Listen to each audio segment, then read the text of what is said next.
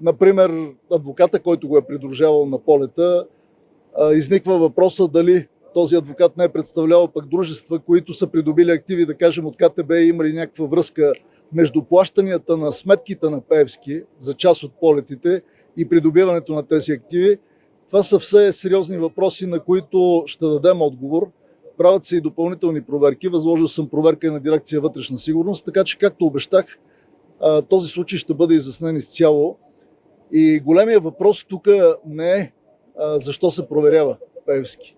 Големия въпрос, който трябва да стои на фокуса на общественото внимание, е защо години наред никой не дръзна да проверява Пеевски.